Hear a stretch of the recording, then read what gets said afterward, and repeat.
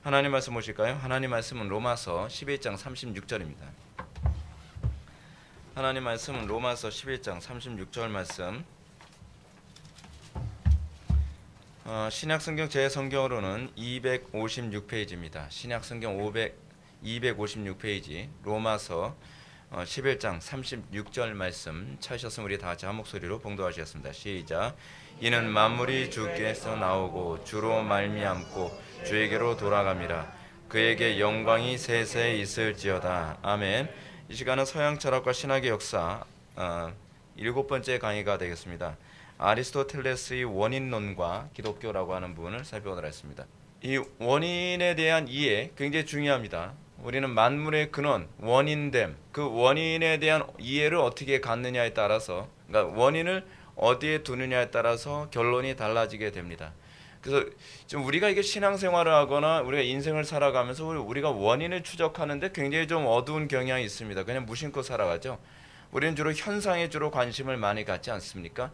근데 이제 그 고대 철학자들이나 성경은 사실은 뭐에 그토록 많이 관심을 갖냐면 이 기초 또는 원인 이런 것들에 굉장히 많은 관심을 갖습니다.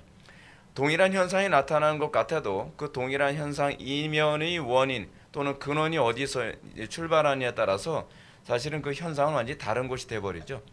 성경은 우리들에게 이렇게 얘기합니다. 사랑하는 게 중요한 것이 아니라 왜 사랑하느냐가 중요하다라고 얘기를 하죠. 그렇죠? 우리는 하나님께서는 우리에게 무조건 사랑하라라고 얘기하지 않습니다. 그렇죠? 우리의 사랑의 동인, 이 원인이 어디 있냐, 동기가 어디 있느냐, 그걸 질문을 던지죠. 그렇죠? 하나님을 사랑하는 마음에서 이웃을 사랑할 때 그 사랑이 참된 사랑이 되죠. 그러니까 항상 우리는 출처가 중요합니다. 원인이 중요합니다. 근데 아리스토텔레스는 당대 천재였거든요. 근데 이 아리스토텔레스가 그것에 관심이 많았습니다. 원인, 현상보다는 원인에 관심이 많았습니다.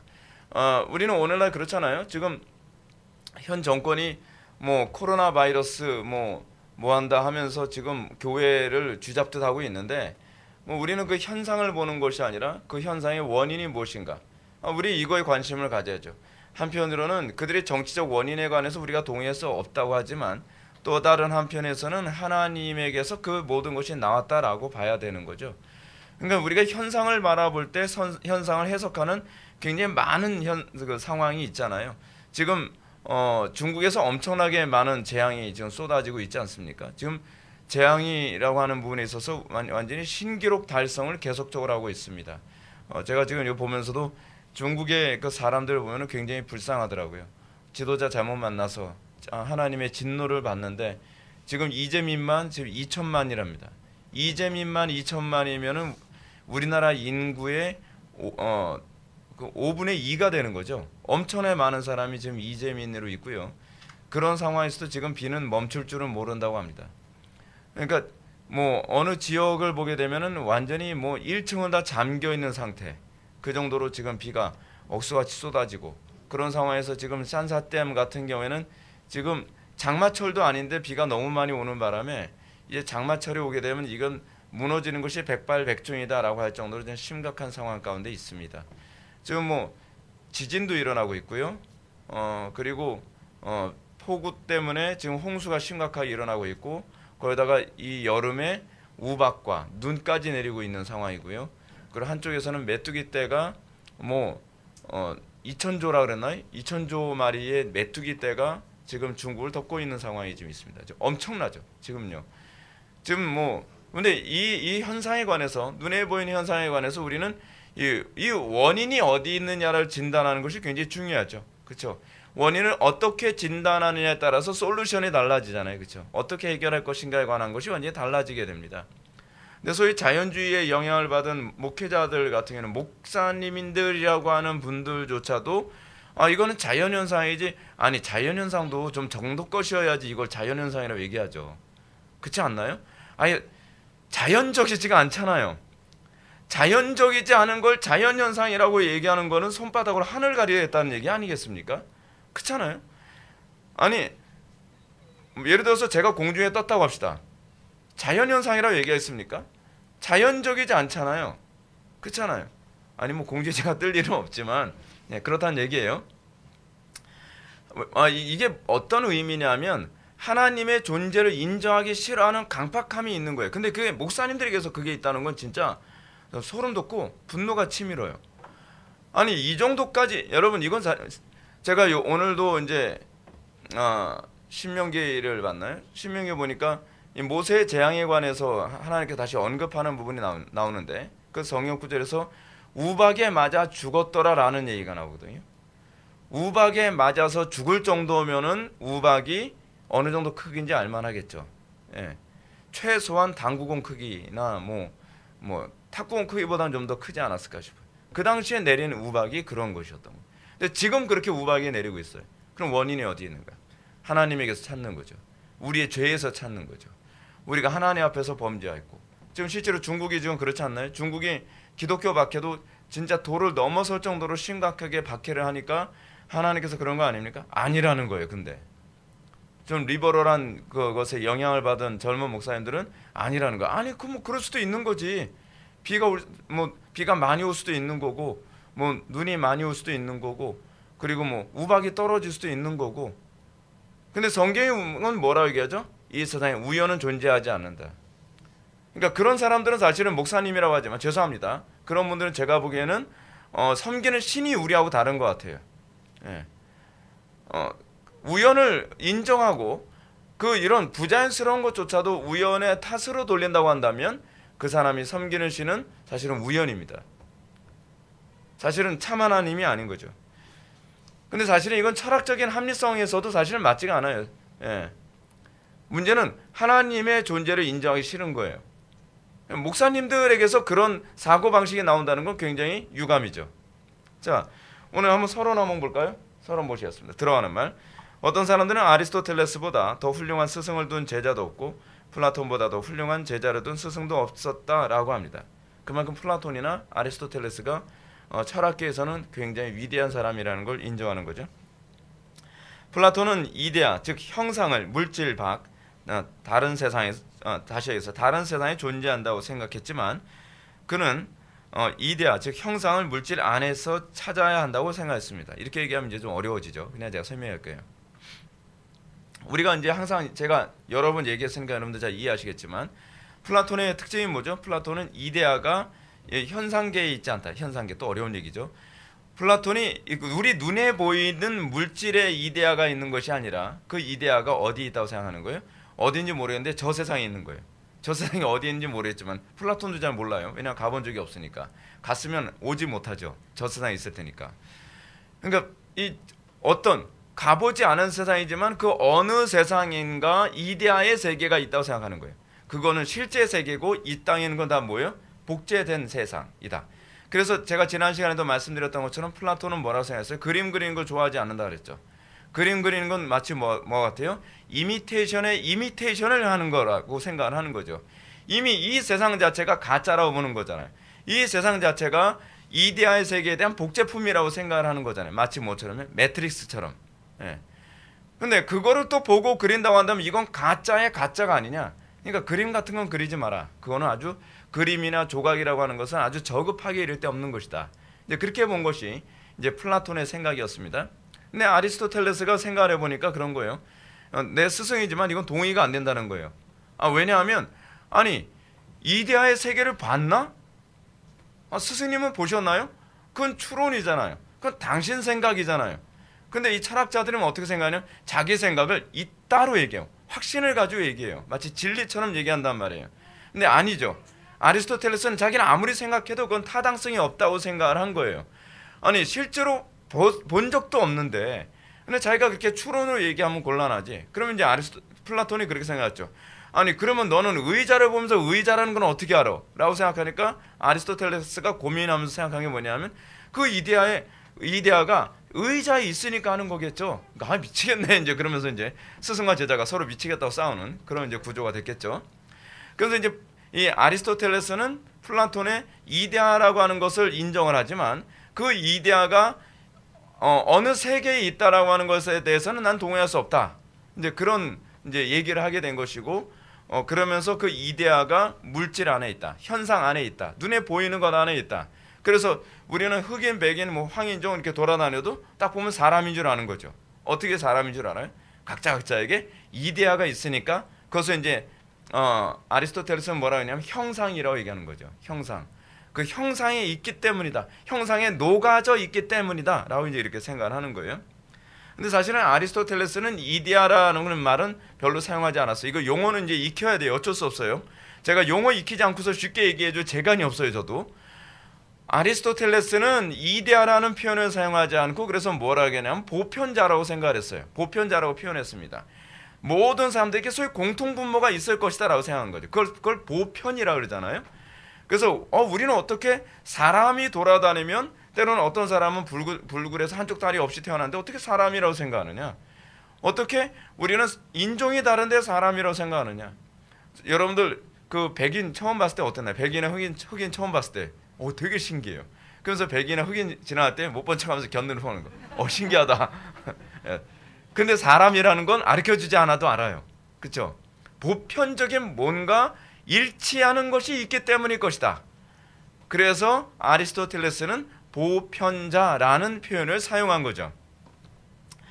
자, 이 추론에 의해서 인간과 영혼에 대한 이해가 생겨요. 그러니까 아리스토텔레스와 플라톤이요, 이데아가 어느 세계에 있느냐 아니면 각 개개인에 있느냐에 관한 인식 때문에 뭐가 이제 달라지냐면 인간과 영혼에 대한 인식이 달라져요. 예. 그리고 더 나아가 윤리에 대한 관점이 이제 또 달라지게 됩니다.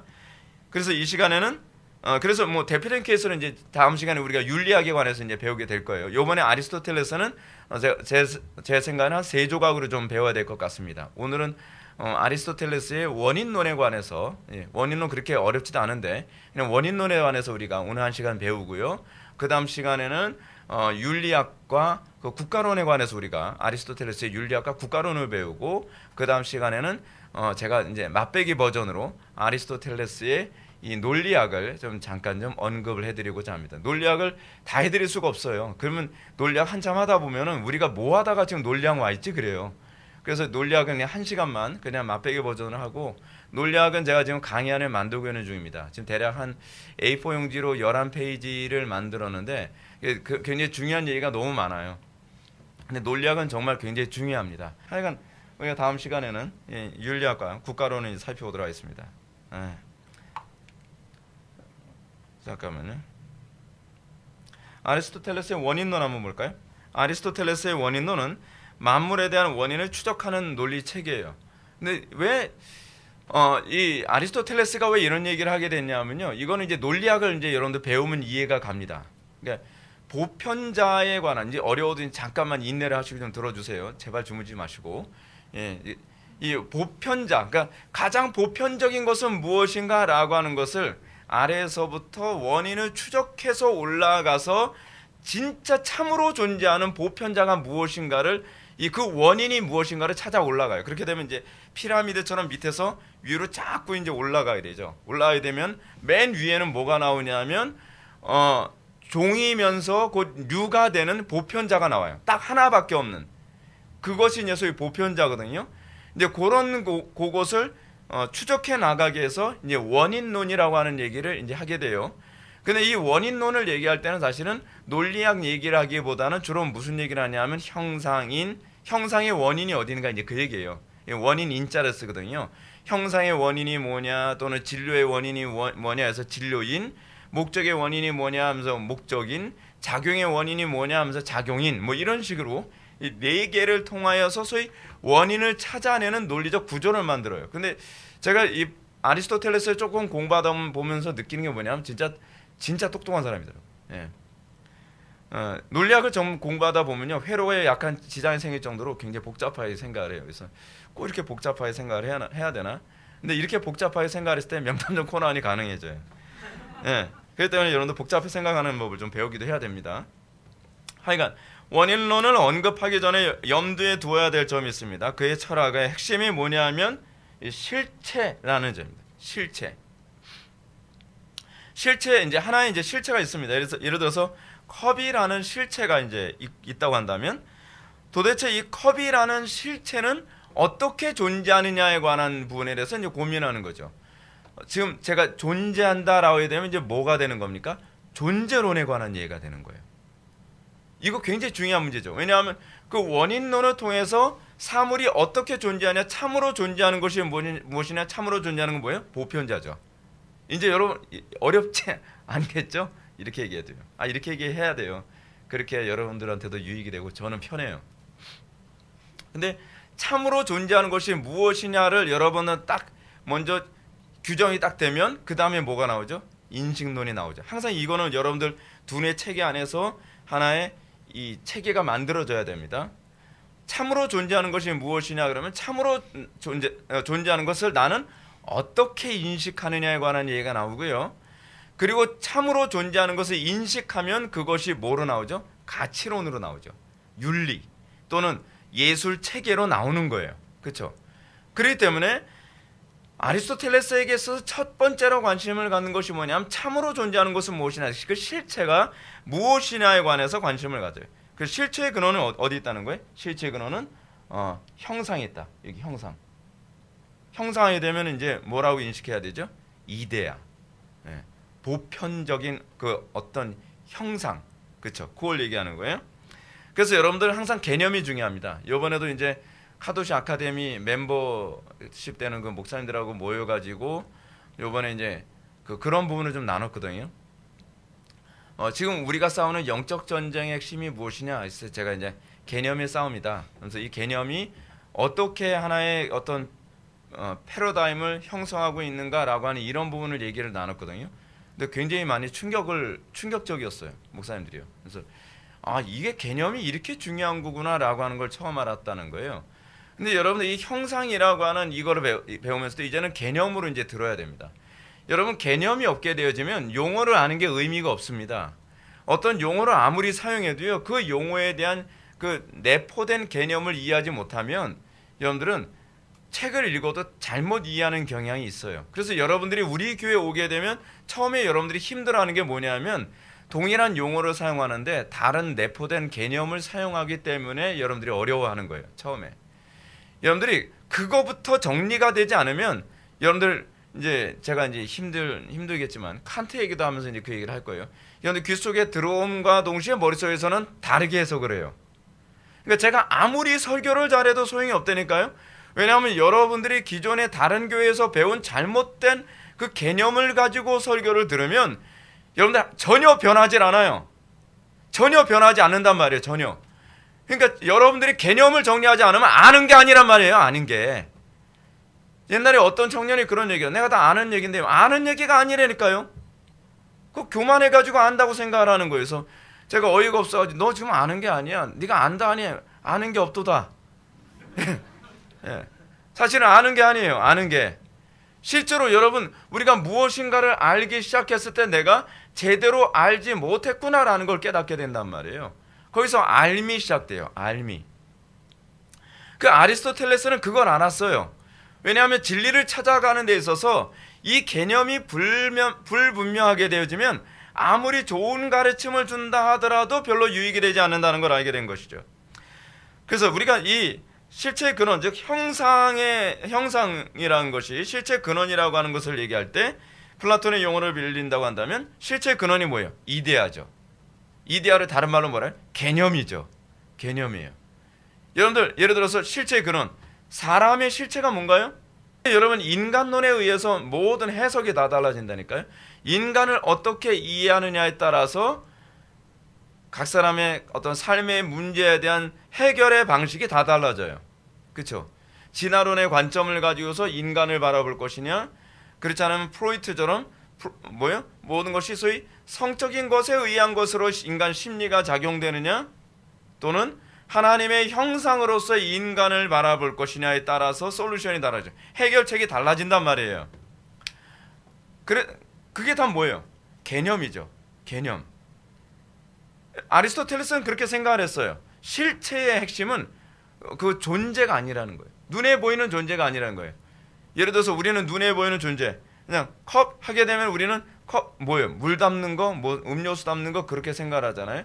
근데 아리스토텔레스는 컵이라고 했을 때 컵에 관한 개념이 더 앞서야 된다는 거예요.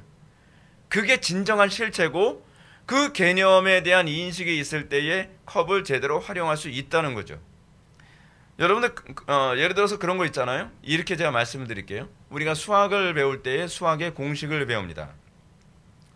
근데 공식이 어떻게 만들어졌느냐에 관한 개념을 인식하지 않고 공식만을 가지고서 문제를 풀 때 어떤 현상이 나타나죠? 문제를 제대로 잘 못 풀어요. 내가 풀어본 비슷한 유형의 문제는 푸는데 다른 유형의 문제가 나왔을 때 제대로 못 푼단 말이에요. 그럴 때 이제 선생님이 그런 얘기하죠. 개념이 없구나. 너 아직 개념을 잘 모르고 있어.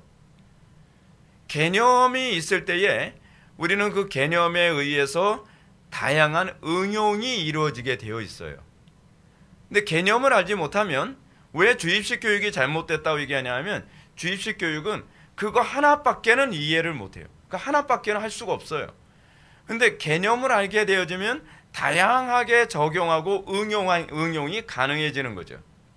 그래서 이 개념이 그래서 중요한 겁니다. 그걸 계속 뭐라고 얘기해요? 형상 또는 이데아라고 얘기하는 거예요. 저는 사실은 형상이나 이데아라고 얘기하는 것보다는 저는 개념이라고 더 말씀드리고 싶어요.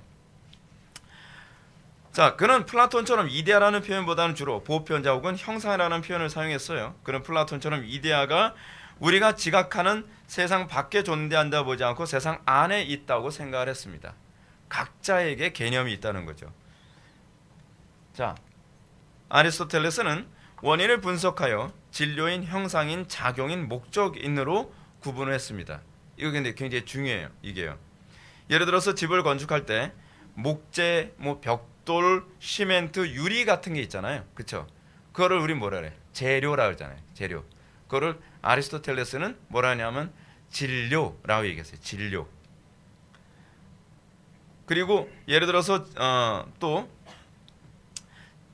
집주인의 계획과 설계도와 위치, 방식 등은 형상이죠. 그러니까 설계도가 형상인 거예요. 그러니까 설계도가 뭐예요? 일종의 개념이 되잖아요. 그렇죠? 그래서 그것을 형상에다가 원인 인자 써서 형상인 그렇게 얘기합니다.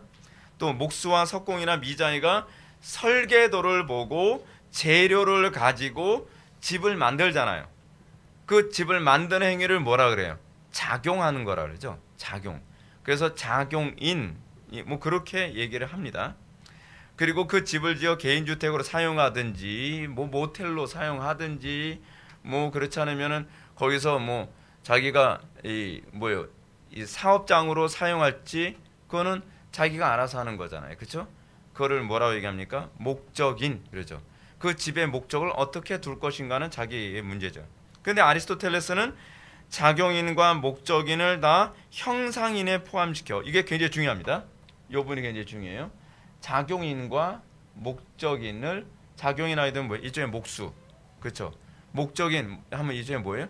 그 사람이 살 집을 어떤 목적으로 사용할 것인가 그런 거죠. 여러분들 이거 꼭 알아야 된다고 하는 이유가 뭐냐면 칼빈의 기독교 강요 보면요. 칼빈이 이 표현을 굉장히 많이 사용하고 있어요. 그러니까 이 표현을 알아야 칼빈이 기독교 강요에서 형상인이다, 목적인이다, 진료인이다, 작용인이다 이런 얘기할 때 말귀를 알아듣고 칼빈의 기독교 강요를 이해할 수 있는 거죠. 상당수 사람들이 기독교 강요 굉장히 어렵다고 합니다. 저도 그 신학교 다닐 때 20대 때 제가 기독교 강요를 읽을 때 정말 성경보다 어려운 책이라고 생각했어요. 기독교 강요 읽고서 몸살이 날 정도였으니까요. 근데 칼빈의 기독교 강요를 어려워했던 이유가 뭐냐면 제가 철학 용어에 굉장히 둔했기 때문에 그러거든요. 잘 몰라요. 제가 인문학 용어에 대해서 제가 잘 모르는 상태였는데 칼빈은 인문학 용어를 굉장히 자유자재로 사용하거든요. 왜냐하면 그 당시에 칼빈은 인문학 쪽에서는 거의 달인이었어요. 칼빈만큼 인문학을 잘하는 사람이 없었습니다. 그러다 보니까 칼빈에게 있어서 인문학적 툴은 굉장히 자유자재로 사용하는 툴이었죠.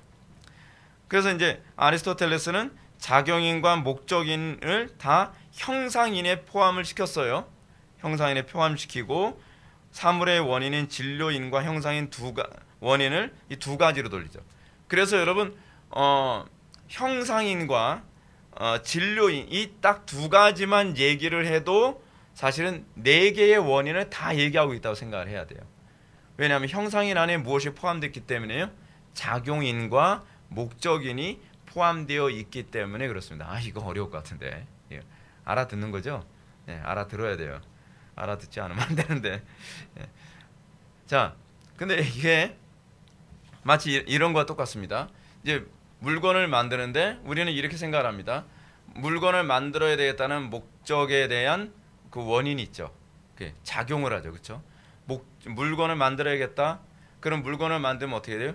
이제 제 머릿속에 설계를 하죠. 예를 들어서 의자를 만들어야 되겠다. 이러면 의자를 어떤 식으로 만들 것인가를 머릿속에서 일단 개념이 있어야 되죠. 그렇죠? 그 개념이 있으면 그 개념에서 다양한 유형의 의자가 머릿속에서 계획이 될 수 있겠죠. 근데 흥미로운 게 뭔지 아세요? 머릿속에 개념이 없으면 의자는 만들 수가 없어요. 상당수의 사람들이 다양한 유형의 디자인, 때로는 의자를 1인용 의자, 3인용 의자, 뭐 그렇잖아요, 소파, 그렇지 않으면 뭐 낚시용 의자, 낚시할 때 쓰는 의자 있잖아요. 그런 의자, 그렇지 않으면 흔들 의자, 뭐 다양한 유형의 의자가 만들어질 수 있는 것이 뭐냐 하면 그것에 대한 형상이, 개념이 우리 머릿속에 있기 때문에 그렇습니다. 그럴 때는 여러분 그렇게 되면요, 의자를 만들어도 사람들이 이렇게 얘기할 수 있습니다. 왜 의자에 꼭 다리가 4개여야 돼? 꼭 4개 없어도 되지. 이것이 사람들이 앉을 때 편하게만 하면 되는 거 아니에요? 그럼 5개로 뭐 의자의 다리를 5개로 만들어 보지 뭐. 그런 걸 다 파괴를 어떤 고정관념을 파괴한다 할지라도 파괴할 수는 없는 게 있죠. 뭐죠? 개념은 파괴할 수 없어요. 개념을 파괴하게 되면 의자가 되지 않기 때문에 그래요. 그래서 그것에 의해서 일단 형상인이 머릿속에 있고요. 그것에 의해서 머릿속에 어때요? 이제 그 계획을 짜죠. 어떤 그 설계도를 짜고 거기까지의 형상인이죠. 그리고 난 다음에 어떻게 해요? 그 다음에 목적이 나왔고 형상이 나왔고 그 다음에 진료를 찾죠. 재료를 찾는 거죠. 그럼 나무로 만들 것인가 아니면 뭐 쇠로 만들 것인가 플라스틱으로 만들 것인가에 관한 소위 재료에 관한, 그래서 그 진료인을 찾는 거죠. 그리고 나중에 어떻게 해요? 그것을 작용을 하는 거죠. 그래서 만드는 거죠. 뭐 톱으로 썰든지 그렇지 않으면 뭐 쇠를 녹여서 그 모양을 만들든지 그 작용을 해서 나중에는 물건이 나오게 되는 거죠. 근데 아리스토텔레스는 그렇게 생각했어요. 이런 거 없이는, 이런 것에 대한 원인이 없이는 세상에 아무것도 존재할 수 없겠구나라고 그렇게 생각한 거예요. 그래서 그렇게 정리를 하게 됩니다. 자, 한번 볼까요? 그 다음에 무슨 물건이든지 진료와 형상의 두 가지 방면을 갖추어야 비로소 현실화가 된다고 생각을 합니다. 그렇죠? 이 과정을 딱 거치면 현실화가 딱 되죠. 그래서 굉장히 기분 좋잖아요. 저는 개인적으로 아버지를 닮아가지고 저는 이렇게 물건 만드는 걸 되게 좋아해요.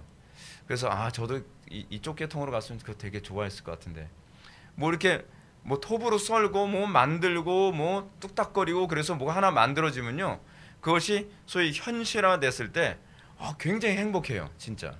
예.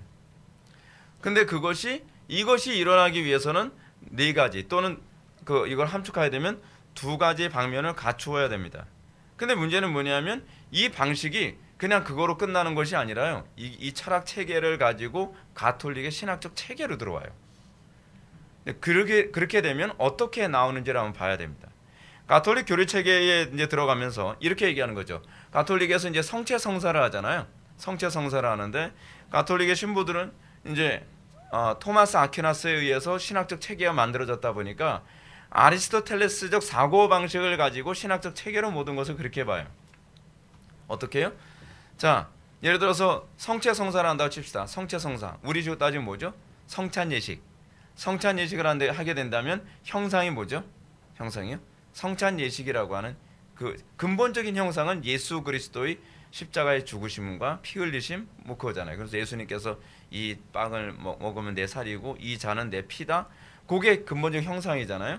그럼 그 형상을 가톨릭에서는 이제 하나로 이제 설계를 하죠. 그래서 이제 빵을 어떤 빵으로 할까? 뭐 식빵을 할 것이냐? 그렇지 않으면 동그란 전병을 할 것이냐? 뭐 당. 우리 기독교는 뭐예요? 뭐 식빵으로도 하기도 하고, 뭐 카스테라로 하기도 하고, 뭐 다양하게 하죠. 근데 원래는 무엇이 옳으냐면 원래는 식빵이나 카스테라 같은 거로 하는 게 훨씬 맞습니다. 그렇지 않으면 무교병이 더 좋죠. 이게 찢어서 나눠 주는 거예요. 예, 찢어서. 그래서 어떤 교회는 찢어 가지고 또 이렇게 찍어 먹는 그런 교회도 있어요. 근데 찍어 먹으면 점점 더러워져요. 예. 예, 막 아시죠? 예, 그 막 불순물이 자꾸. 예, 그래서 이제 그렇게 안 하죠. 근데 이 그렇게 빵과 포도주라고 하는 이제 진료가 또 그 다음에 만들어지죠. 그리고 그것을 준비하기 위해서 작용인이 있죠. 그렇죠? 작용인이 빵을 굽든지 어떤지 해가지고서 가져오고 포도주도 뭐 잘 숙성을 해가지고 이렇게 가져오죠. 원래 가톨릭은 숙성한 포도주 마십니다. 그래서 가톨릭 신부들이 알코올 중독자가 많아요. 왜냐하면 그 포도주를 혼자서 마시거든요. 혼자서 마시게 되는 배경이 어디인지 아시죠? 먹다가 자꾸 이렇게 교인들이 흘려요. 그 귀한 피를, 피 같은 술을, 술이 있죠. 그 귀한 이걸 그 사람들은 실제로 예수님의 피라고 생각을 하는 거거든요. 근데 예를 들어서 포도주를 흘렸다가 칩시다. 그럼 어떻게 해야 돼요? 먹어야 돼요. 어쩔 수 없어요.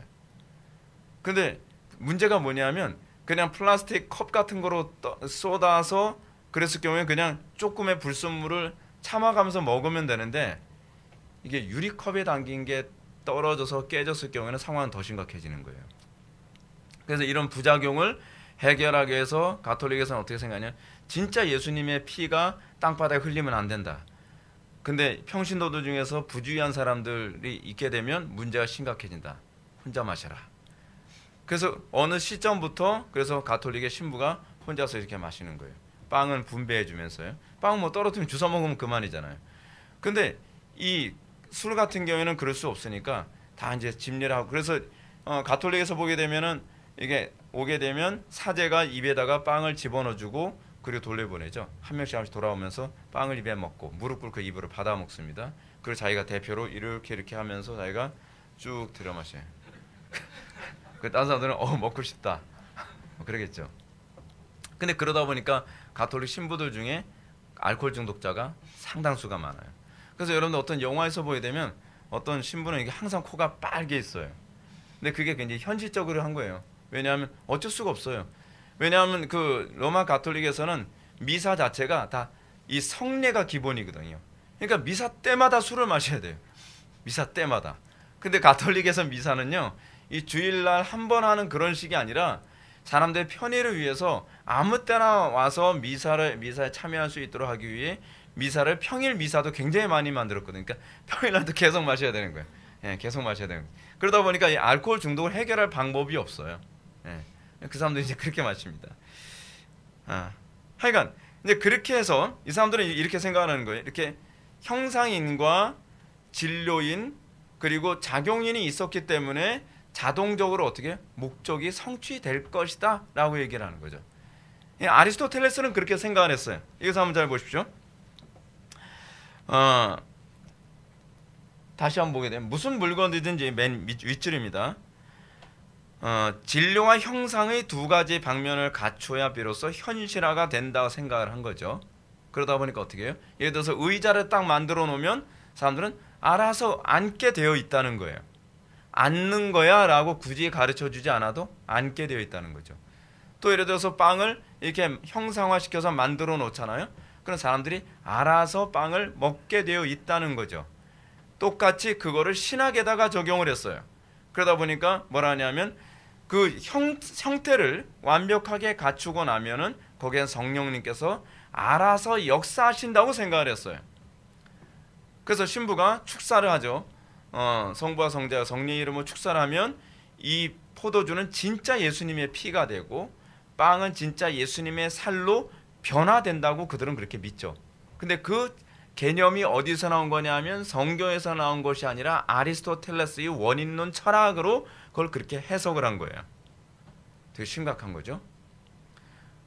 그리고 사람들은 실제로 이것이 예수님의 살이다라 살로 화해졌다. 그래서 뭐예요?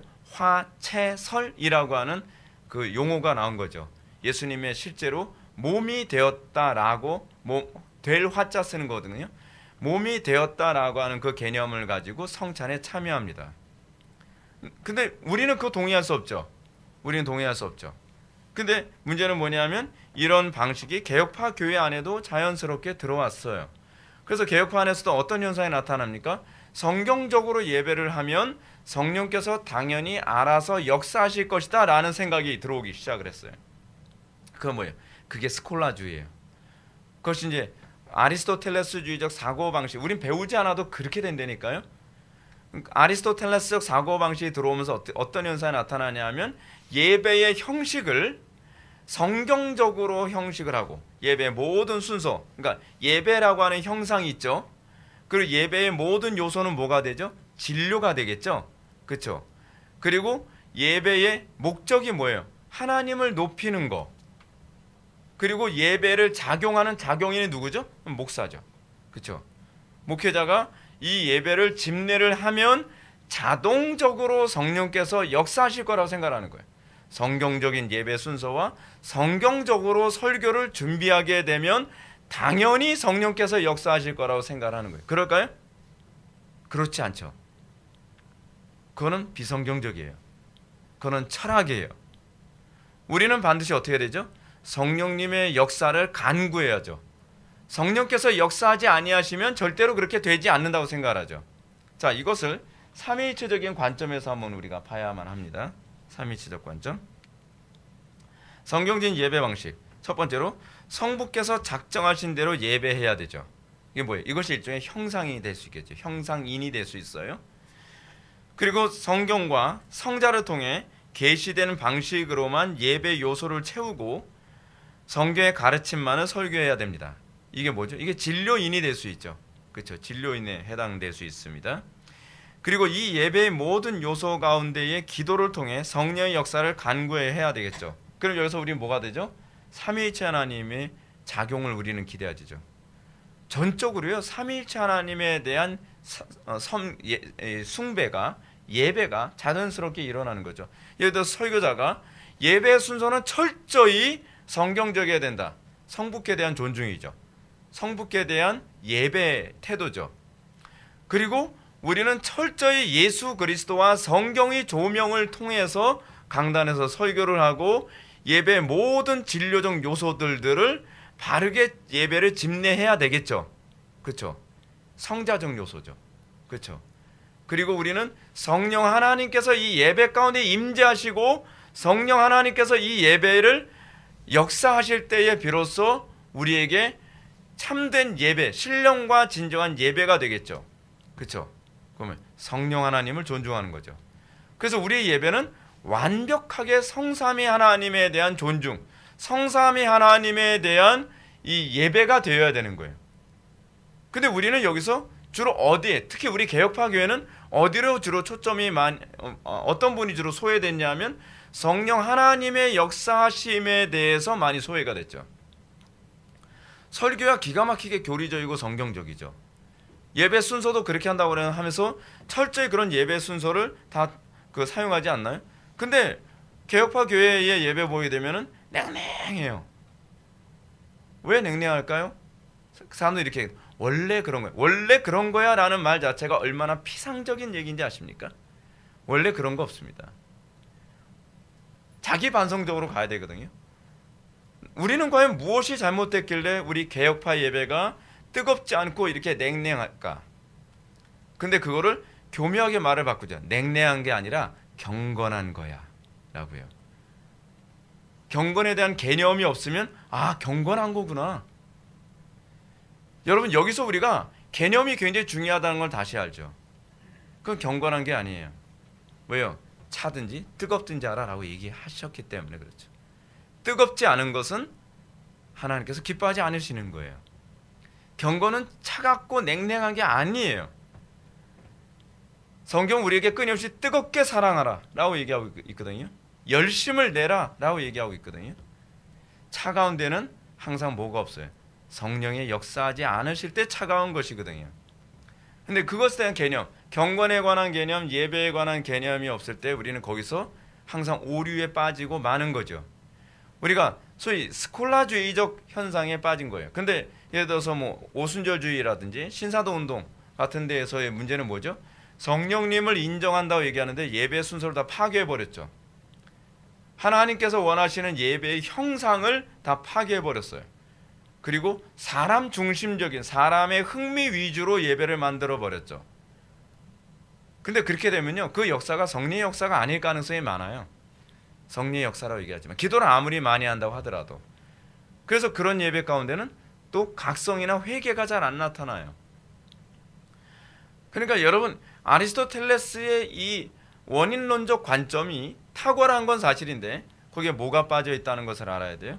성경적인 관점에서 봤을 때 성삼위 하나님에 대한 존중이 이렇게 빠질 수 있다라고 하는 것을 우리가 인식해야만 합니다. 그래서 칼빈이 스콜라주의를 굉장히 싫어한 거예요.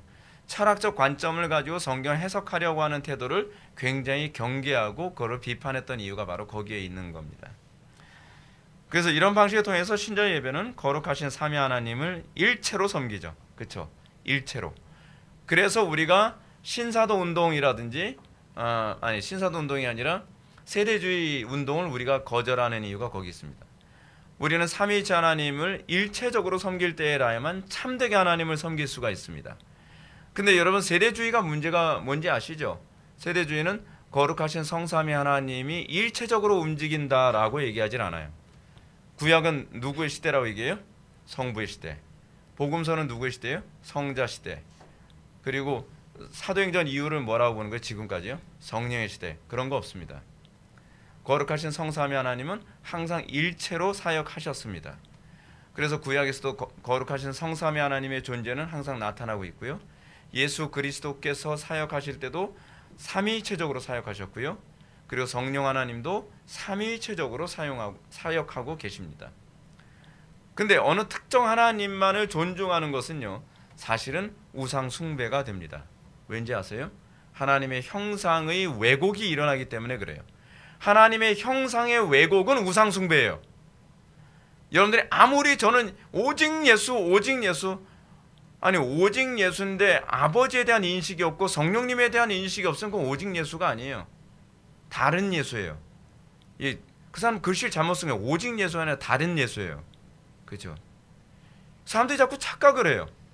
예수 하면 그것이 자기가 예수를 섬긴다고 생각하는 거예요. 아니에요. 그건 다른 예수예요. 우리는 성령님을 우린 추구합니다. 다른 영이에요. 그건요. 왜냐하면 참된 성령의 역사일 경우에는 우리는 아버지의 작정에 관심을 갖고 그리고 우리는 그리스도를 존중하게 되어 있어요. 하나님의 말씀을 존중하게 되어 있단 말이에요. 근데 은사주의자들의 문제가 뭐냐면 성령의 능력을 얘기하고 성령 충만을 얘기하는데 그들이 말씀을 존중 안 해요. 아버지의 작정을 인정하지 않아요. 왜죠? 성령의 역사가 아니기 때문에 그래요. 다른 영이기 때문에 그래요. 그러니까 우리가 속아서는 안 돼요. 여러분들이 많이 속는 게 뭐냐면 용어에 많이 속거든요. 여러분 용어가 같다고 해서 결코 우리하고 같은 하나님을 섬기는 게 아닙니다. 어디예요? 무슬림들이 그런 식으로 기독교의 침투에 들어오기 시작을 하잖아요. 알라라고 얘기하니까 거부감을 느끼거든요. 그러다 보니까 우리나라에 들어온 무슬림들은요, 알라라는 표현을 사용하지 않습니다. 뭐라고 사용하죠? 하나님이라고 하는 용어를 사용합니다. 그래서 무슬림들 우리나라에 번역되어진 꾸란은요, 알라라고 번역하지 않고 호칭을 하나님이라고 번역을 했어요. 외연을 똑같이 하는 거죠. 실제로 내포는 다르죠. 그 알라는 뭐예요? 몰라요? 네. 알라가 뭡니까? 알라는 단일신이거든요. 단일신. 우리는 유일신이에요. 삼위 하나님의 일체적으로 존재하시는 하나님을 섬기죠. 근데 이 무슬림들이 섬기는 알라는 사실은 단일신이죠. 그래서 예수님을 하나님으로 인정하지 않죠. 성령님도 하나님으로 인정하지 않습니다. 근데 문제가 뭐냐면 오늘날 자유주의 신학자들이에요. 자유주의 신학에서 예를 들어 제가 이제 자주 언급하는 칼바르트 같은 경우에는 어떤 현상이 나타나요? 칼바르트는 예수 그리스도의 역사적 존재를 인정을 못해요. 예수 그리스도의 역사적 부활을 인정하지 못해요. 그럼 첫 번째 뭐가 깨진 거죠? 기독론이 깨진 거죠. 그리고 칼바르트의 또 심각한 문제가 뭐죠? 성령님을 인격으로 인정을 안 해요. 성령님을 뭐로 보죠? 가마력 또는 어떤 능력, 에너지 그런 식으로 인정한단 말이에요. 그럼 성령론이 깨졌죠. 그럼 뭐예요? 하나님만 인정하는 거예요. 하나님만. 그럼 뭐죠? 그럼 이단이죠. 우리 이단이라고 봐야 돼요. 실제로. 근데 외연은 똑같이 사용해요. 여러분 우리가 바르트의 책을 읽다 보면 굉장히 힘들어요. 저도 바르트 책을 읽을 땐 항상 이 에너지를 굉장히 많이 쏟는데 왜 그러냐면 바르트가 우리와 동일한 언어를 사용하는데 그 용어를 사용하는데 그 사용하는 용어가 우리하고 다르니까 어떻게 다른지를 분석해내야만 그 사람이 말하는 의도를 이해할 수 있어요. 그래서 제가 보네포 책을 읽을 때 굉장히 에너지 소모가 많았던 게 그래서 그래요. 맞는 소리 하는 것 같은데 보네포 책을 전체적으로 읽다 보면 문맥에서 사용된 그 용어의 용례가 우리가 사용하는 용례와 달라요. 그리스도를 얘기하는데 그 그리스도가 우리가 아는 그 그리스도가 아니라 그 그리스도를 다른 개념으로 사용하고 있어요. 속죄도 다른 개념으로 사용하고 있어요.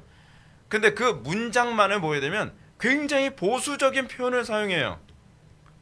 문맥에서는 그 용어가 다른 개념인데, 그래서 실존주의 책을 보게 되면 뭔 소리 하는지 모르겠다 이렇게 생각하는 경향이 많은데 맞아요. 뭔 소리 하는지 모를 수밖에 없어요. 왜냐하면 자기만 아는 소리를 하기 때문에 그래요.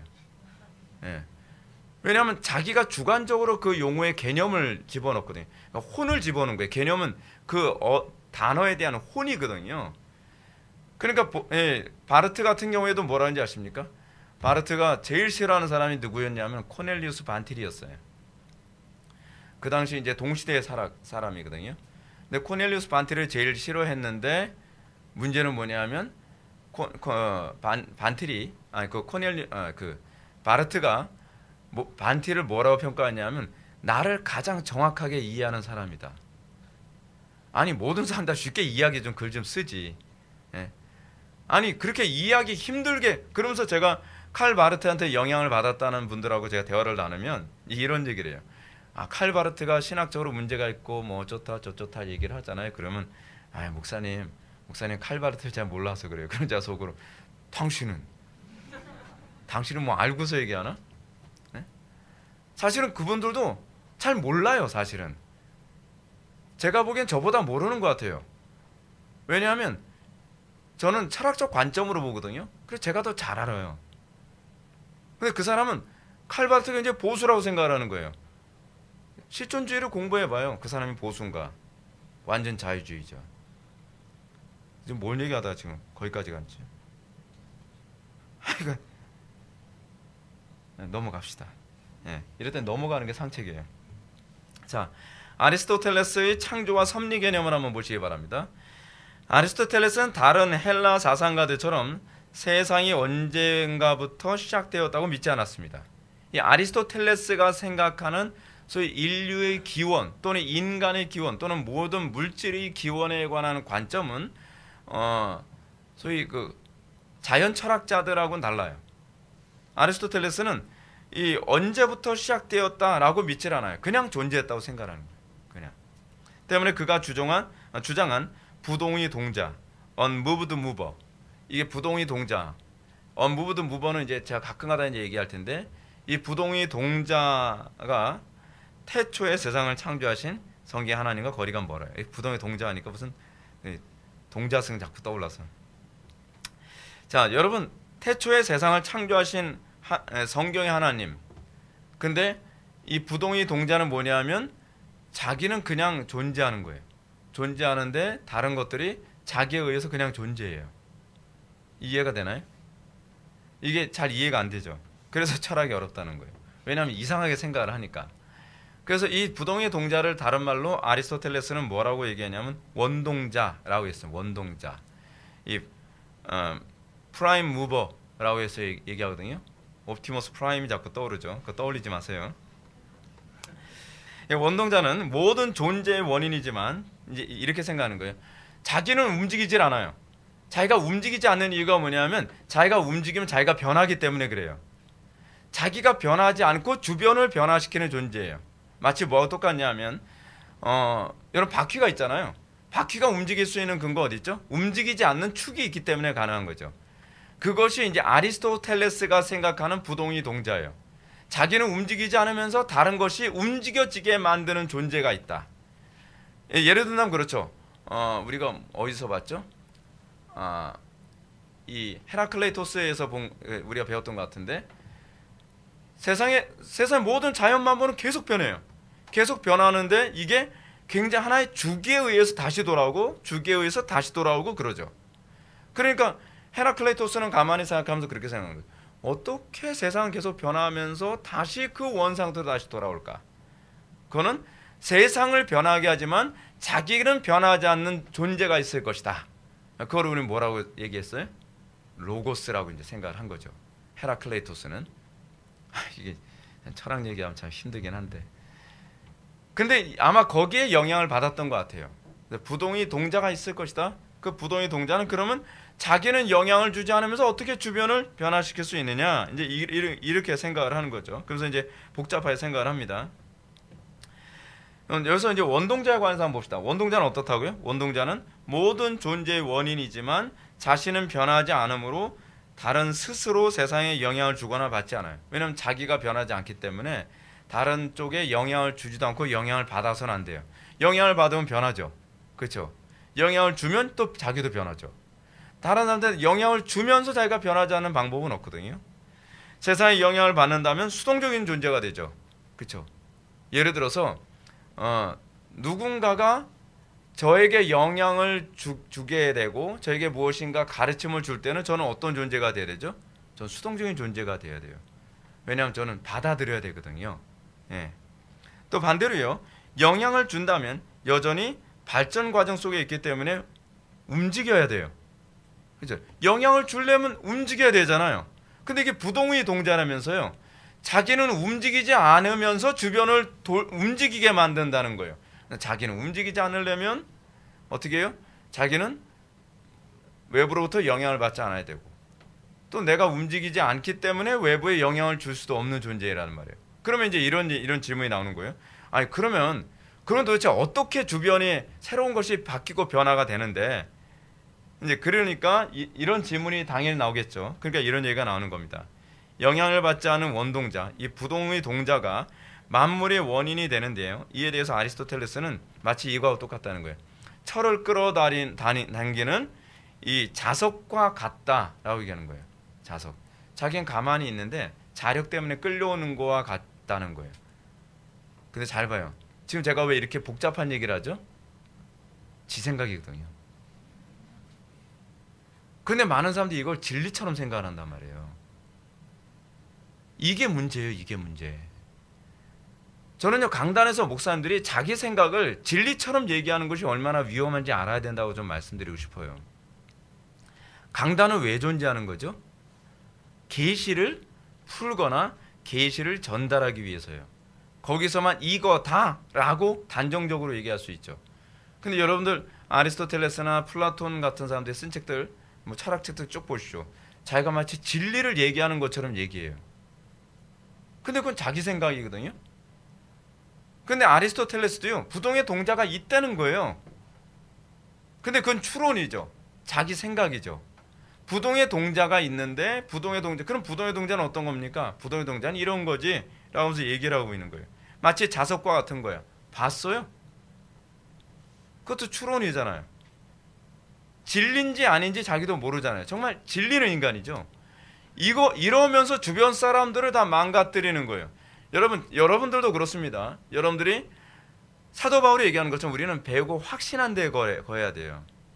내 생각을 마치 성경 말씀인 것처럼 얘기하는 오류는 범하지 않도록 해야만 합니다.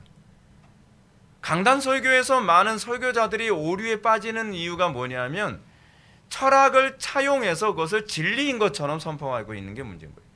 제가 칼바르트 같은 사람 안 좋아하는 이유가 거기 있어요. 칼바르트는 자기의 철학을 마치 진리인 것처럼 얘기하기 위해서 뭐예요? 성경 말씀 가지고 사람들한테 섞어서 얘기하거든요. 성경이라고 하는 옷을 입혀가지고 사람들을 가르치는 거예요.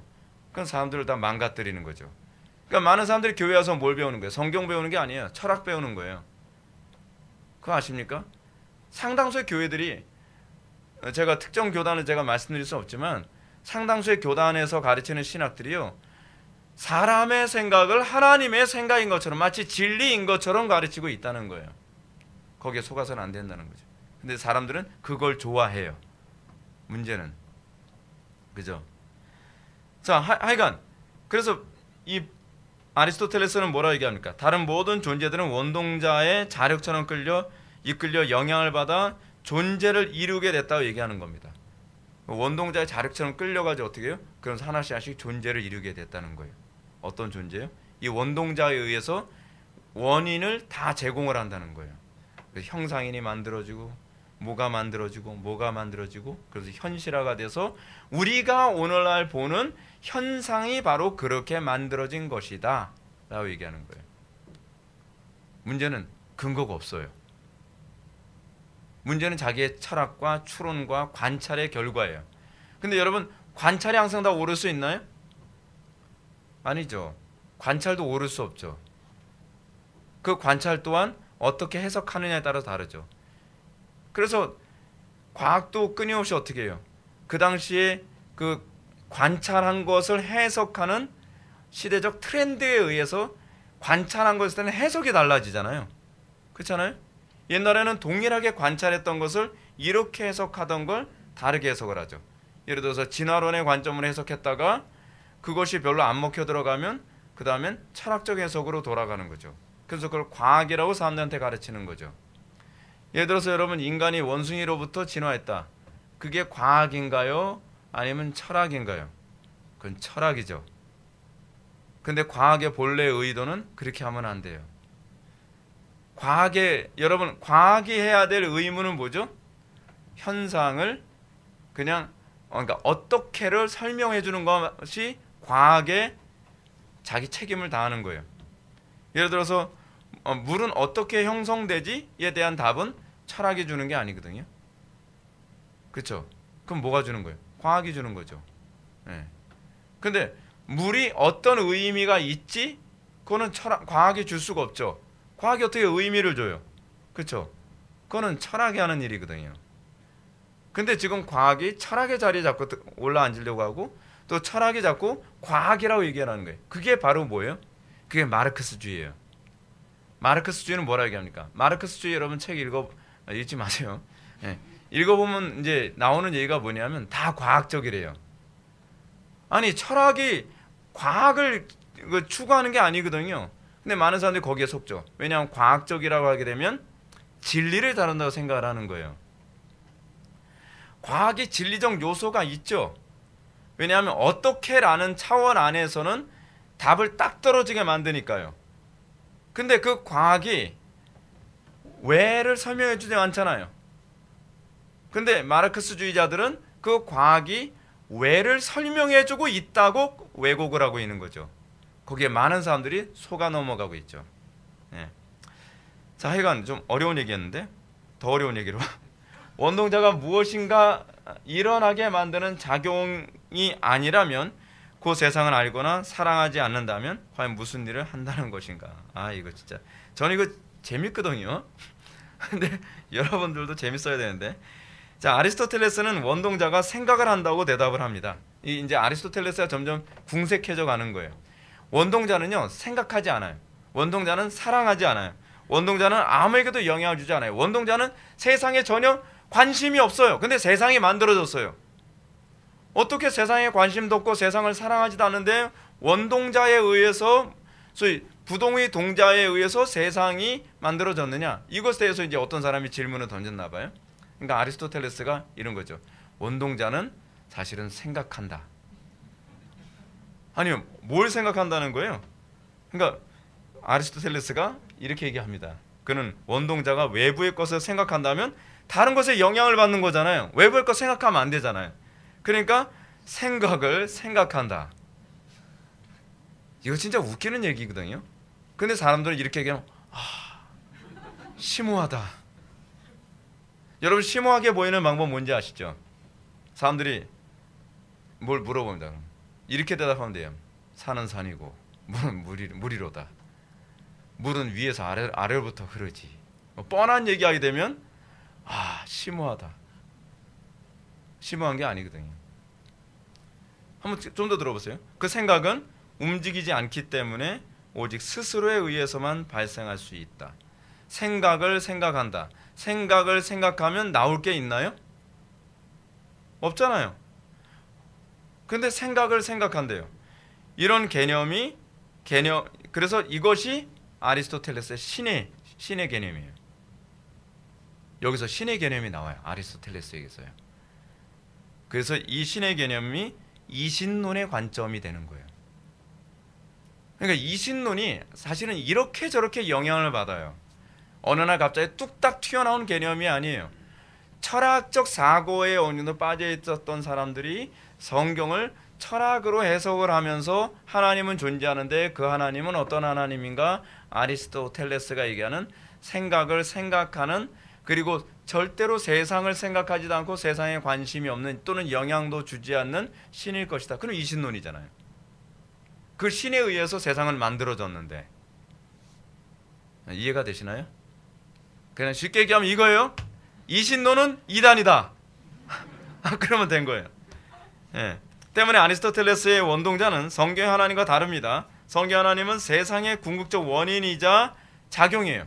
하나님은 원인이시면서 작용을 해요. 우주의 모든 것은 하나님에 의해서 창조되었고, 오늘 본문 말씀처럼요, 하나님에 의해서 창조되었고 끊임없이 하나님에 의해서 모든 것이 작용되어지며 끊임없이 모든 것이 하나님의 작정대로 모든 것이 움직여지죠. 그분은 결코 세상에 영향받지 않거나 본성을 훼손하지 않으시고 세상을 알고 사랑하십니다. 이는 그분이 삼위일체로 존재하시기 때문이에요. 왜 이 사람들이 세상이, 그러니까 소위 이 모든 만물을 움직이는 주체는 변하지 않으면서 어떻게 세상 끊임없이 변하는가에 관해서 답을 찾지 못하는 이유가 뭐냐면요, 하나님이 삼위일체로 계신다는 걸 상상도 해본 적이 없기 때문에 그래요. 이거는 하나님이요, 그러니까 단일신으로서는 불가능해요. 하나님이 유일신이기 때문에 가능한 거예요. 삼위일체로 존재하기 때문에 가능한 거예요. 왜냐하면 세상의 모든 것들은 삼위일체 하나님의 형상에 대한 반영이거든요. 근데 뭐 계시가 없으면 어쩔 수 없는 거죠. 아리스토텔레스의 실제론 들어갑시다. 플라톤은 참으로 존재하는 것은 오로지 이데아뿐이라고 보았습니다. 그러나 그의 제자였던 아리스토텔레스는 자연세계에는 오직 실체들만 존재하고 진료는 형상, 즉 이데아, 다시 말해 개념과 결부되어 있다고 그렇게 보았습니다. 그러니까 참으로 진짜 존재한다는 건 뭐라고 생각하는 거예요? 개념이 존재하는 거예요. 근데 여러분, 이거 참 굉장히 와닿는 얘기 아닌가요? 진짜로 존재하는 것은 사실은 개념이죠. 그 개념에 의해서 모든 것이 존재하죠. 그래서 나중에 또 어려운 얘기, 그냥 넘어갑시다. 나중에 얘기 안 할게. 하여간 이 실제론의 차이는 자동적으로 현실에 대한 인식의 차이를 동반하죠. 그래서 눈에 보이는 현상이 있는데 그 눈에 보이는 현상에 대한 개념을 어떻게 갖느냐에 따라서 달라지는 거예요. 그래서 여러분, 이 마르크스주의가 무서운 게 뭔지 아세요? 마르크스주의는요, 사람들 개념을 다 바꿔버려요. 물질에 관한 개념, 사회 구조에 관한 개념을 다 바꿔버려요. 그래서 마르크스주의에 관한, 제가 이제 얼마 전에 어떤 책을 봤냐면 레닌이 쓴 논문을 제가 읽었거든요. 근데 레닌이 쓴 논문도 마르크스에게 영향을 받았기 때문에 항상 이렇게 얘기합니다. 이게 계속 그거 그렇게 세뇌된 것 같아요. 세상은 다 물질, 즉 그 돈 있잖아요. 돈에 의해서 모든 것이 체계화되어져서 세워진 것이다라고 봐요. 그러니까 마르크스나 레닌은요, 세상을 다 모르면 돈에 움직이는 것에 의해서 세상이 다 움직여진다고 보는 거예요. 그게 뭐죠? 마르크스의 자본론이죠. 자본론의 관점으로 세상을 다 해석을 하는 거예요. 근데 개념이거든요. 세상을 보는 개념. 여러분들이 예수 믿었으면 뭐가 달라져야 되죠? 인생을 보는 개념이 달라져야 돼요. 우리는 뭐에 의해서 모든 것들이 세워진다고 보는 거죠? 하나님의 주권 안에서. 우리가 그 하나님의 영광과 주권이라는 관점으로 세상을, 가정을, 그리고 재물을, 인간관계를. 근데 마르크스주의자들은 철저히 다 그렇게 보거든요. 우리가 예수를 믿었다고 한다면 우리도 그렇게 해야 되는 건 아니에요? 바울은 그렇게 살았어요. 그래서 바울은 뭐라 얘기합니까? 먹든지 마시든지 사이다를 먹든지 하나님의 영광 위에 하라. 그렇잖아요. 그게 소위 예수를 믿는 사람들의 삶의 변화죠. 가치관의 변화예요. 개념이죠. 개념. 그래서 신앙은 개념이라니까요. 때문에 그는 개개의 물체 안에 이루어지는 형상과 진료의 결합이 모든 것의 의도 즉 목적을 부여한다고 생각했습니다. 넘어갑시다. 그래서 이렇게요. 예를 들어 빵의 형상이 그것을 음식으로 규정하고 조각상의 형상이 그것을 예술물로 규정하죠. 똑같은 이 돌이라도요. 조각을 하면 예술품이 돼요. 흥미롭죠. 똑같은 나무라도 못질을 하고 만들면 의자가 되기도 하고 테이블이 되기도 해요. 아리스토텔레스에게 형상은 그 자체로 사물의 본질일 뿐 아니라 마땅히 그렇게 하려고 하거나 되려고 노력하는 성질을 의미한다 이렇게 얘기해요. 그러니까 모든 것들 그 물질 자체는 아무 의미가 없는데 그 물질의 형상을 부여하면 거기에 형상을 부여하는 주체는 개념이다. 뭐 이렇게 얘기하는 거죠.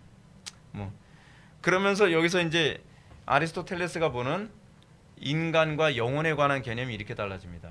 어떻게 달라지냐면 여기서부터 봐야 될 것 같은데요. 여기서부터 존재론에 대한 그의 입장은 자동적으로 인식론에 대한 입장의 변화가 나오게 되죠. 존재를 어떻게 이해하느냐에 따라서 인식론이 달라진다 그랬잖아요.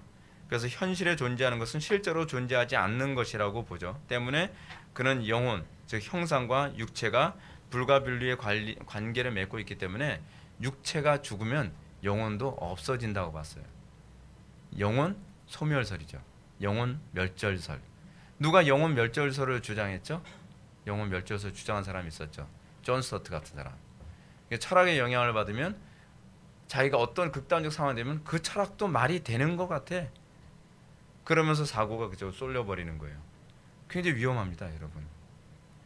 근데 아리스토텔레스의 논리적 관점으로 보게 되면 결국 형상 안에 본질이 있는 거잖아요. 형상 안에 개념이 있는 거거든요. 그 개념이 영혼 같은 거거든요. 그러니까 사람이 죽으면 당연히 모두 없어져야 돼요. 영혼도 없어져야 된다고 보는 것이 아리스토텔레스가 보는 합리적 관점이죠. 네, 그의 논리 안에서는 합리적일지 모르지만 성경적이지는 않죠. 우리는 거기서 조심해야만 합니다. 네. 아리스토텔레스의 인식론 보겠습니다. 1차 원리, 곧 논리의 원리와 전체가 부분보다 크다와 같은 일반 명제로 구성된다. 그냥 넘어가세요. 그냥 들으시면 돼요. 저도 설명하기가 이건 힘들어요. 이런 1차 원리들은 증명할 수 없고 직관적으로 알 수 있다. 두 번째는 감각적 경험을 통해 인식되는 실체다. 감각적으로 경험되는 실체란 오관을 통해 인식되는 것을 의미합니다. 그래서 이 지성의 두 가지 측면 한번 보시기 바랍니다. 제가 이걸 설명하고 싶어요. 지성의 두 가지 측면은 수동적 측면과 능동적 측면이 있다고 이렇게 봐요. 근데 수동적 측면이라는 게 뭐냐면 감각을 통해서 정보를 받아들이는 것을 아리스토텔레스는 뭐라 하냐면 수동적 지성이라고 하는 거예요. 그러니까 지성이 두 가지라고 하는 거죠.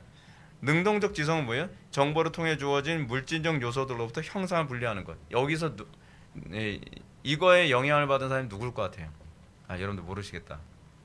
칸트예요. 예.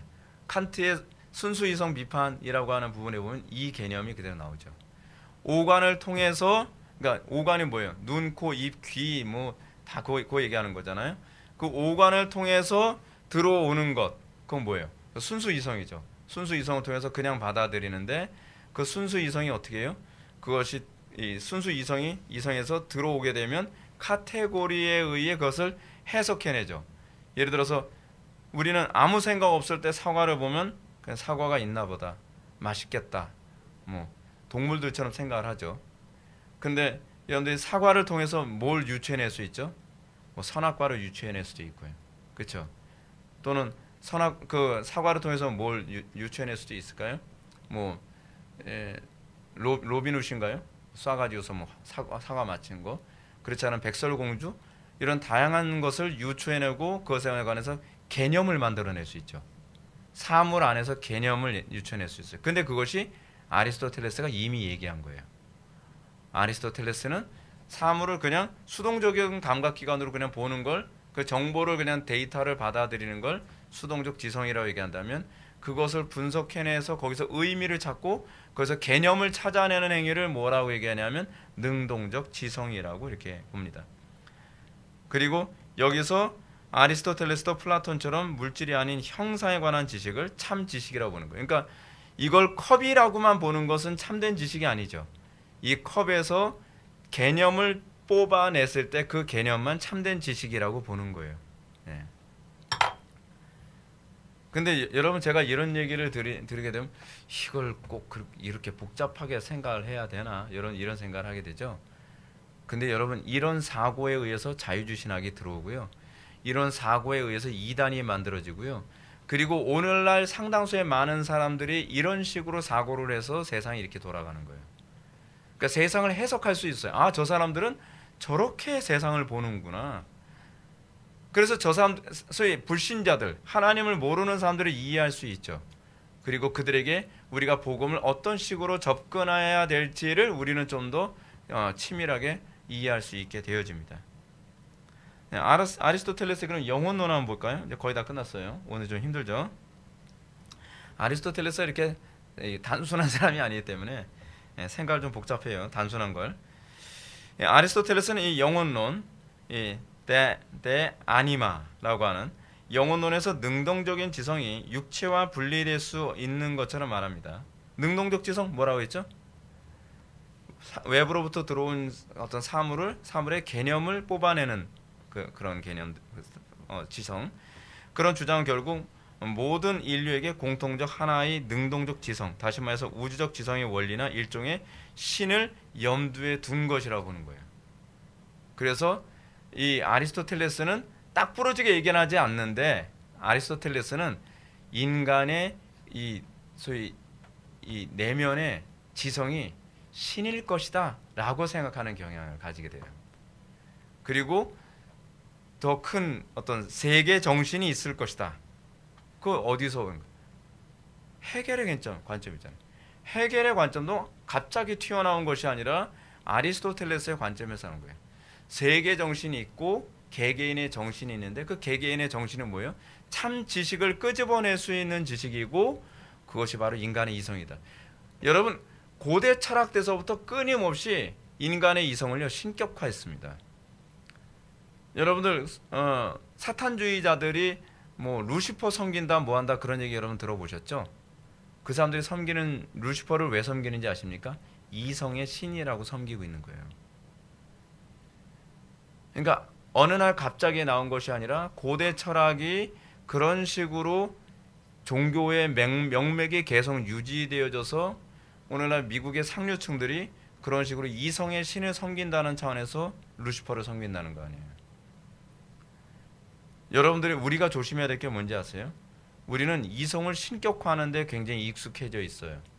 그래서 우리는 내 이성에 납득이 안 되면 성경 말씀을 거부하죠.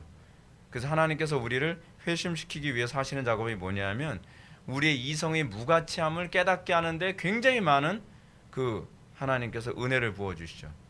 그래서 점점 우리가 난 전적으로 무능하다, 난 전적으로 타락했다라고 하는 것을 인정하는 가운데 회심하게 됩니다. 그래서 여러분들이 제일 힘든 게 뭐냐면 내가 좀 똑똑하다고 생각할 때 기분 좋잖아요. 그렇죠? 내가 좀 능력 있다고 생각하고 내가 좀 도덕적이라고 생각할 때 우리가 좀 기분 좋잖아요. 근데 성경은 그것을 십자가에 못 박으라고 얘기하는 거예요. 사도 바울이 그걸 어떻게 얘기하죠? 난 그런 거다 똥으로 여기게 되었다. 배설물로 여기게 되었다. 그 사람 당대 최고의 지성이거든요. 제가 가서 본 적은 없지만 그리스에 가게 되면은 그 고대 철학자들의 부조가 쭉 이렇게 새겨져 있다 그럽니다. 근데 그 부조 중에 맨 끝부분에 바울의 부조도 있다고 할 정도로 바울은 그 당시 최고의 지성이었습니다. 그럼에도 불구하고 바울이 예수님을 영접하고 나서 어떤 현상이 나타나요? 내 지성은 아무것도 아니다. 그리고 오히려 자기가 이제껏 공부했던 철학을 뭐라 그래요? 세상 초등 학문이라고 얘기하죠. 근데 제가 철학을 조금 공부해 보니까 느끼는 게 뭐냐면 진짜 초등 학문이에요. 이렇게 황당할 수가 없어요. 우리가 진리를 알고 나면. 그리고 이제 우리 학생들이나 청년들 중에서도 그 플라톤의 국가론을 읽어본 사람들은 아시겠지만 아니 국가론 보면서 아니 이게 명작이라는 게 이해가 안 되는 거예요. 칼빈의 기독교 강의에 나오는 국가론을 읽고 난 다음에 이 플라톤의 국가론을 읽으면 진짜 초등학문 같아요. 그렇다니까요. 그러니까 우리가 배우는 이 진리, 이 성경 말씀이 얼마나 위대한지 여러분들이 좀 알았으면 좋겠습니다. 결론으로 들어가겠습니다. 결론. 아리스토텔레스 철학을 원인론이라 합니다. 그의 철학은 모든 것의 원인이 있다는 점을 인정한다는 차원에서 긍정적인 측면을 보입니다. 그러나 그는 모든 것의 원인을 인격적인 신에게서 찾지 않으므로 큰 오류에 빠지고 말죠. 그는 참으로 존재하는 것은 원인이라고 보았습니다. 그 원인이 형상과 목적과 작용과 진료라고 보는 것이죠. 형상에는 어떤 것의 본질을 맹목적인 어떤 것이 발생하는 목적을 작용인 목적을 또는 작용인은 어떤 것이 발생하게 만드는 이유를, 진료인은 어떤 발생의 재료를 밝힙니다. 그러나 문제는 이런 원인론이 인생에 대한 인격적 해석을 제공하지 않는다는 점이죠. 그래서 윤리의 문제가 발생하게 됩니다. 참으로 존재하는 것이 무엇인지, 또 그 존재를 어떻게 인지했는지에 의해서 윤리가 규정되죠. 이런 개념이 교회 안에 들어오게 되면 하나님의 섭리에 대한 이해와 윤리에 있어서 이신론적 발상이 자꾸 나오게 됩니다. 이런 사람들의 특징은 율법주의로 가버려요. 그러니까 율법을 지키는데 하나님과 인격적 관계를 위해서 율법을 지키거나 형제들과 인격적 관계를 위해서 율법을 지키는 게 아니에요. 지금 한국교회 상당수 그렇지 않나요? 하나님을 인격적으로 만나지 않은 사람들의 상당수의 특징이 뭐냐면 율법을 인격과 인격의 관계로서 지키는 것이 아니라 어떤 법칙으로 지켜요. 법칙으로요. 하나님을 사랑하기 때문에 율법을 지키거나 또는 형제를 사랑하기 때문에 율법을 지키는 게 아니라는 거예요. 그게 이신론적 관점이라니까요. 그래서 가톨릭에 아리스토텔레스주의가 들어가니까 뭐가 나요? 율법주의가 돼버리잖아요. 교회 안에 아리스토텔레스주의가 들어오게 되면 율법주의가 돼버려요. 여러분들 율법주의적 성향은요, 사실은 철학적 성향 때문에 그렇습니다. 그리고 율법주의자들의 특징이 뭐냐면 거기가 다 기적을 믿질 않아요. 그게 그런 거죠. 교회가 합리성을 추구하지만 초월하신 분이 우리 인생에 구체적으로 내재하시고 섭리한다는 생각을 가질 수가 없죠. 그래서 여러분들 예수 아무리 잘 믿는다 하더라도요, 철학적으로 예수 믿으면 구원이 일어나지 않습니다. 그래서 제가 이런 것을 하는 이유가 뭐냐면 여러분들의 신앙이 철학적 신앙인지 정말 성경적 신앙인지를 점검해 보고 여러분들이 철학적 신앙을 가졌다고 한다면 회개하셔야만 합니다. 그랬을 때 여러분들에게 진정한 하나님의 구원의 감격이 주어지게 될 것을 믿으시기 바랍니다. 기도하시겠습니다. 사랑이 많으신 하나님, 우리가 오늘 이 시간 아리스토텔레스의 원인론을 살펴보았습니다. 복잡하고 어렵지만 이것이 하나님을 아는데 아무런 도움이 되지 못하고 또 세상의 초등 학문에 불과함을 다시 한번 고백하게 됩니다.